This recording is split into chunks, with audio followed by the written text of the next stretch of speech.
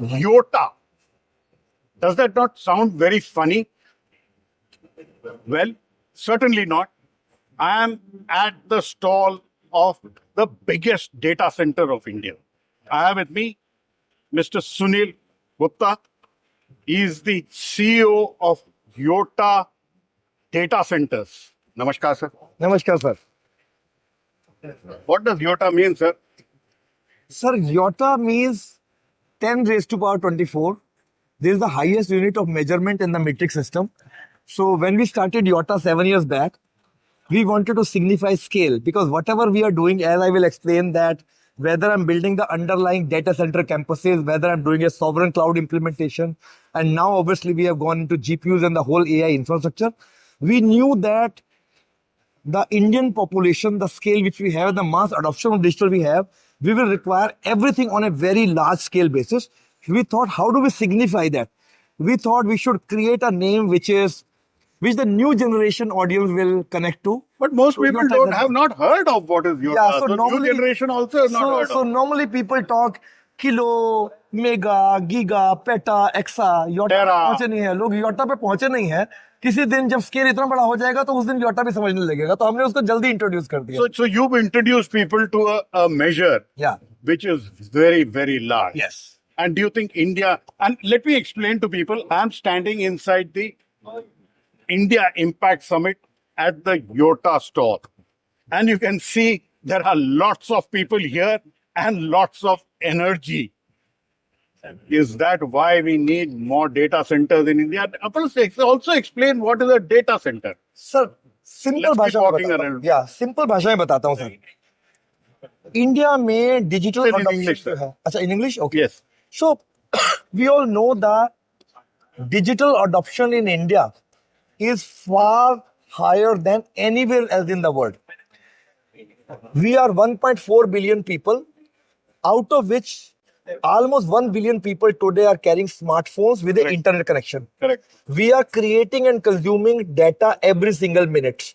The per capita consumption of data of India is almost twice the per capita consumption of data of anywhere else in the country. Of the world or any? Of the world, world. yes. Per So capita how much consumption. how much is the per I capita think it is India? almost 32 GB per month per user, while the second I think is 19 or 20 if my figures are right. So that is the type of data consumption we are doing. The cost per data plan in India is almost 1/10 of what you will get in US. Sure. So this entire enabling environment which government has created has led to huge digital adoption. Now, if you have to support a digital adoption of people, and AI will just bring further, lot more value addition to that, you will be requiring the proportionate infrastructure at the back end. How does this entire thing work? You have a device in your hand, which is your mobile or a laptop or desktop or maybe a smart TV. Then there is a 4G or 5G connection or maybe your broadband fiber connection. It travels over internet, but goes somewhere. Just called cloud bolte hain. The thing which we call cloud. Now that Cloud is not there, cloud it's is on the not ground. there. It's It on is the on the ground. ground. Actually, it is a physical building which we call as data center, in which there's a whole lot of power, there's a whole lot of cooling, where these equipment are running in, on which a lot of software, all these websites and applications and AI is running in. So data center is that place. YOTA is working in that space of creating not just a single data center building, but we are creating large campuses where you can have multiple data center buildings together. And recently the Prime Minister inaugurated one for you in Yes, Guwahati. in Guwahati. It's a That's very correct. difficult area to make Exactly, a data exactly, center. exactly. Highly It was- seismic. It was highly seismic, and the water level there because of Ganges is very, very high. I remember when we started building the data center for Government of India, first 3 months was just to do the piling on the ground so that the structure becomes stable and the building can be built on the top of that. And of course, it was a remote area, so obviously there were all type of issues, including labor, how to get power there, how to get fiber there. But yes, that data center has come up. It is a jewel. So on our how many crown, yeah. data centers do you have in India? So, instead of building data centers across multiple cities, what we have done, and I will tell you why, I have decided to create two very large campuses. One campus I have in Navi Mumbai, near Mumbai. It is a almost 100-acre campus with 2 gigawatt of power. And there's another very big campus here. Now, when right you're in talking NCR. power, you're talking electricity or you're talking computing power? I'm talking about electricity. Actually, what happens that data center capacity nowadays in the industry is measured in terms of how much power you can give to that building. Because data center, let's understand, is not a building meant for people. It is a building which is meant for putting equipment, CPUs, GPUs, network, storage, all these equipment. And these equipment are power guzzlers, electricity guzzlers. So that means 2,000 megawatts of power In a singular campus of just about 100 acres, that 2000 megawatt is the power you require for a full city. That is why you call data center Yeah, power but guzzlers. Delhi takes about 6,000 megawatts. You got it, at you got peak it, power. you got so, it, so, you got so it. 2,000 just for your Just for data one center. campus itself. Wow. And we have got another 250 megawatt campus right here in Greater Noida in NCR region. So this is one thing which we do. These are the big campuses. I of course have boutique data centers as well as, for example, in Gift City and all. But what we have done, instead of only focusing on the underlying layer of a great building with lots of power and cooling and everything which goes into building data center, we thought that in India, we should also go up the value chain and build our own sovereign cloud. Instead of leaving the cloud work to a Amazon or a Azure or Google, we are foreign cloud operators. A time will come because of the geopolitical, narrative which is there No. around us all the You time. never know what is happening around. You got it.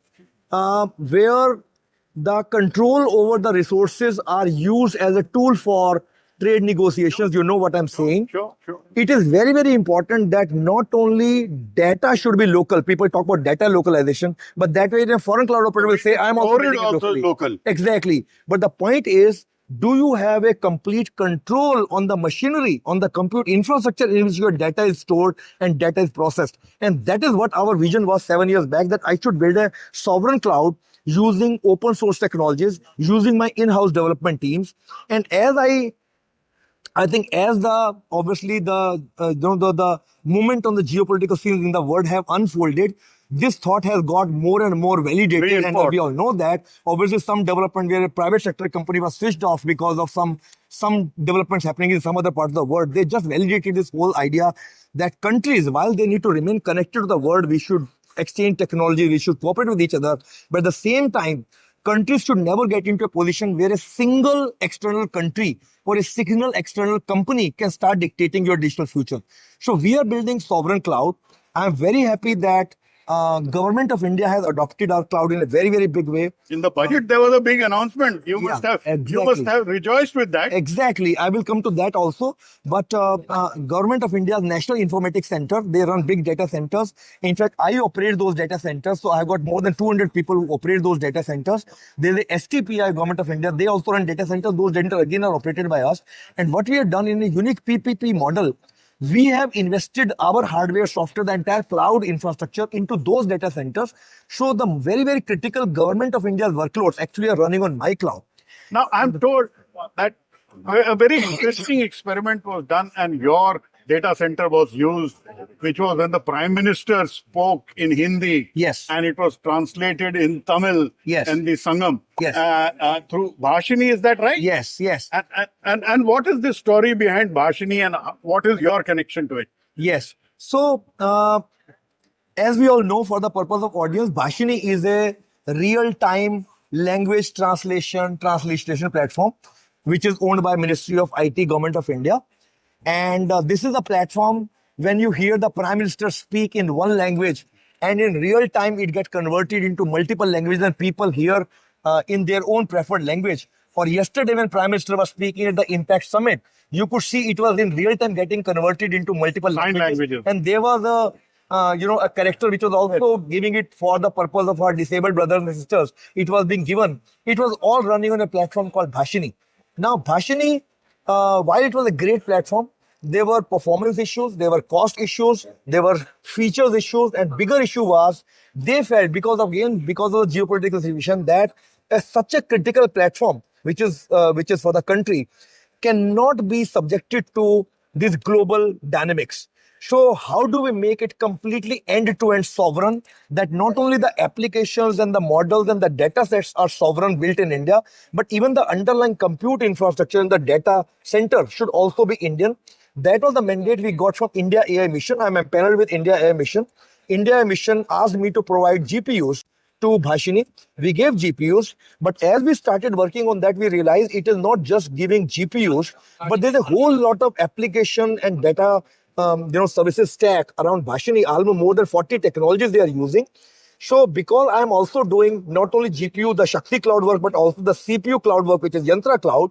So we converted that into a large project. First, we experimented that in Kumbh Mela.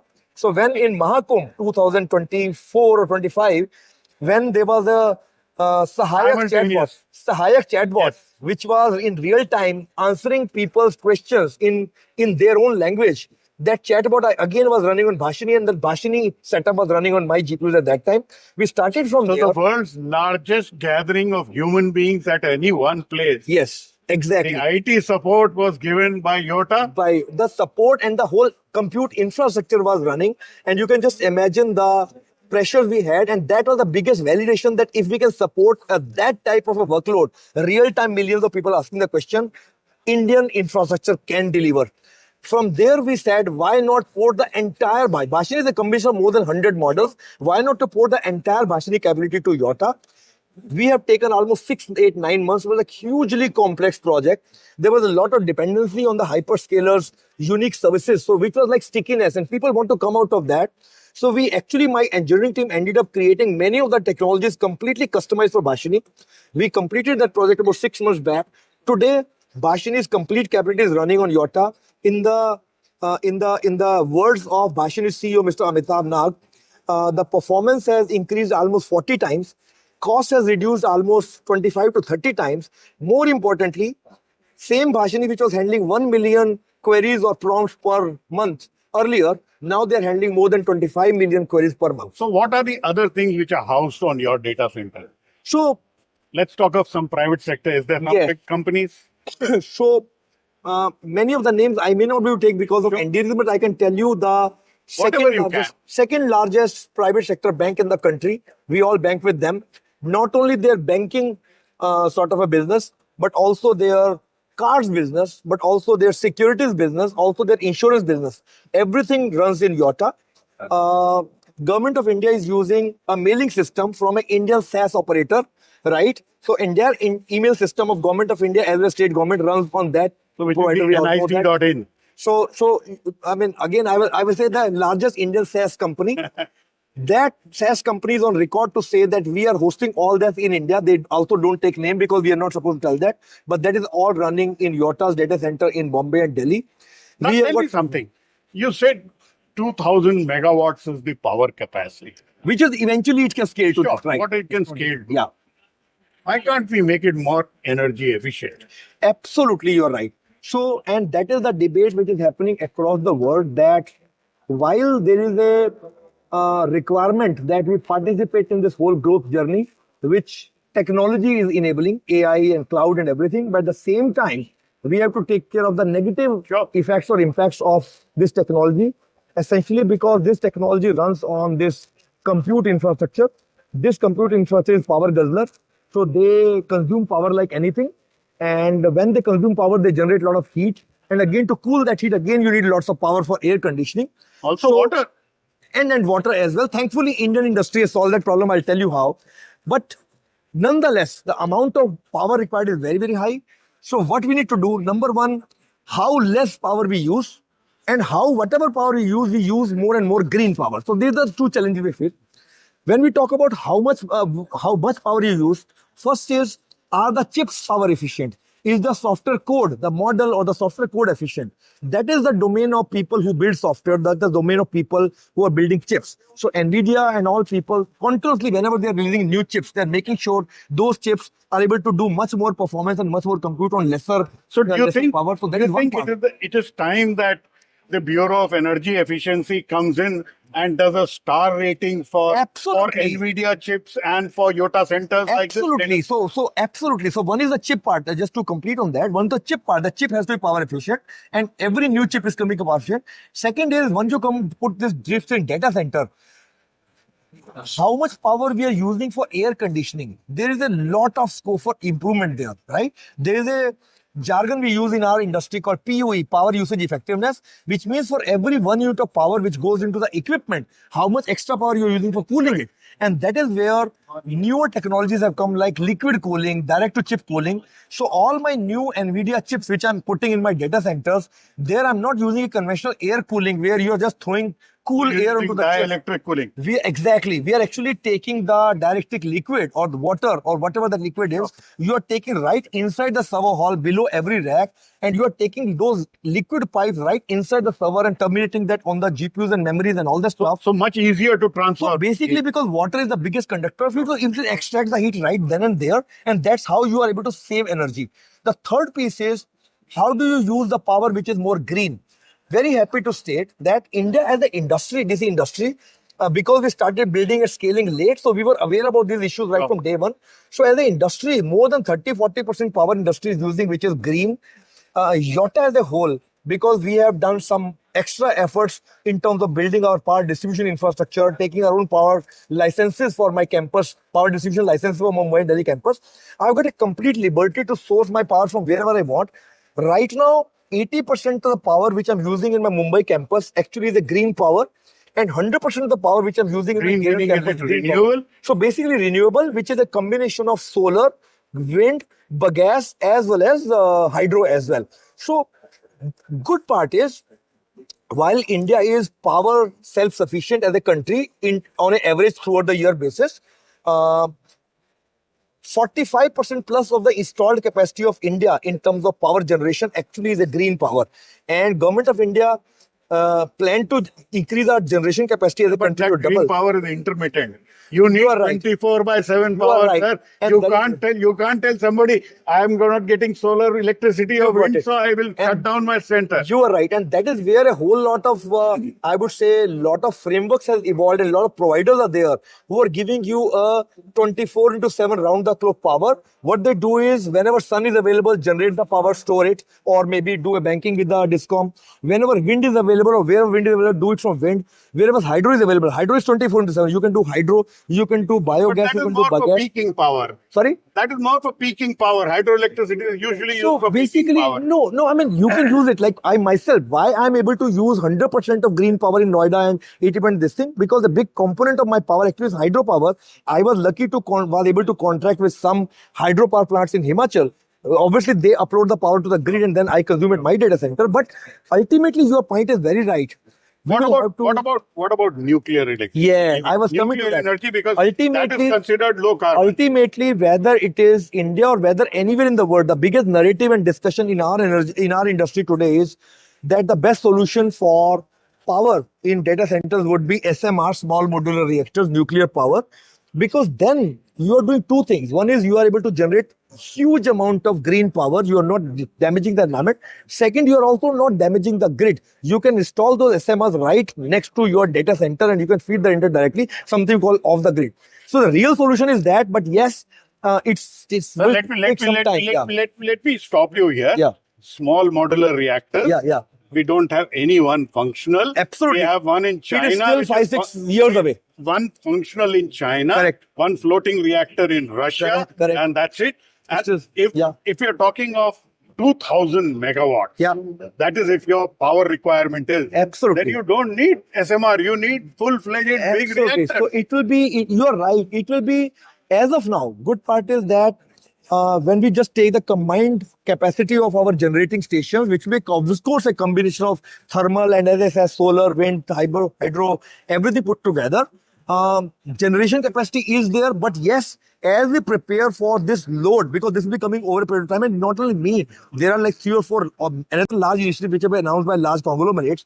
So India as a country, not only for serving the cloud requirement and regular applications, will also be now handling AI requirement, and I'm very sure not only for its own masses, but India can also become an AI producer for the rest of the world also. Now, do you think the Shanti Act, which has come in, which is an enabling act for introducing nuclear power to the private sector, Yes. is something which will benefit the data center and the AI industry? Absolutely. In fact, data center and AI industry will be one of the biggest beneficiaries of that, because we are, we may not as an industry, we are still like almost data centers worldwide are equivalent to airline industry in terms of their consumption of power. And with AI coming in, it will start exceeding.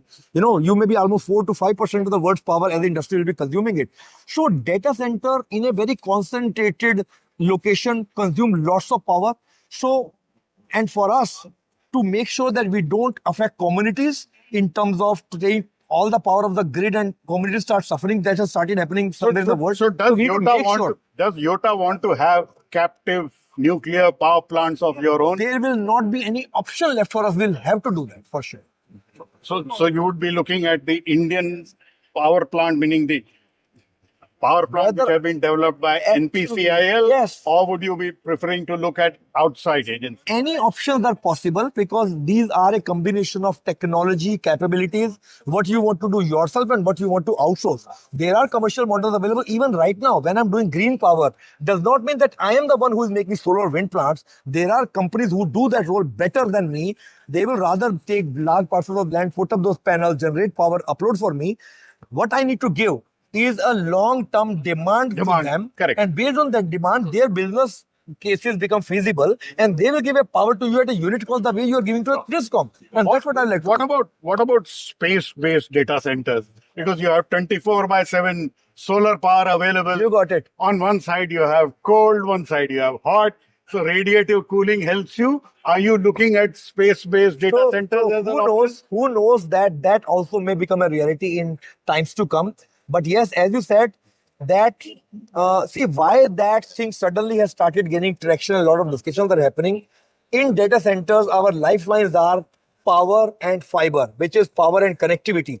In space, when you're putting in, sun is 24/7 available, and as you said, cooling is 24/7 available. So you're solving some fundamental problem. You're not impacting your environment. And second, connectivity.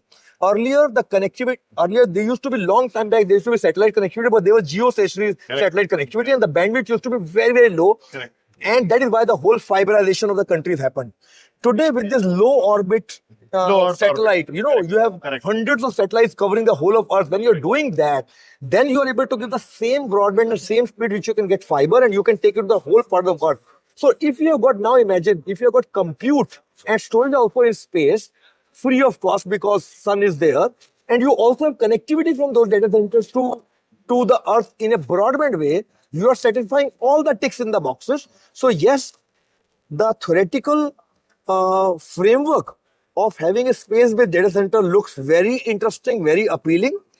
When it becomes commercially viable, I will be the first one, I can tell you, to adopt it whenever it becomes commercially viable. Well, there's somebody who's already trying to launch it. I don't know if you've heard Yes, of it. yes. Agnicool and Neo Cloud Yes, yes, are together yes, yes. wanting to launch them Yes, space-based yes, center. yes. And hopefully in the next few months we'll Yes, have one yes, yes. operation. Yes, Agnicool has never course. done an operational orbital launch. yes. So any operational orbital course. launches are difficult. Yeah, look, these will at be least good. somebody's These will be trying. good pilots. They'll be good POCs, which is great. I mean, at any moment of time, while we are building huge scale for the current requirement for next 5 years requirement, we should also look what is going to come 10 years down the line. And these initiatives are basically testing for what you need to do 6 years down the line. Because these initiatives right now will be very small, they'll be pilot, but 6 years down the line, possibly these itself will become production use cases at a very large scale. So it's a great initiative by Agnicool and Neo.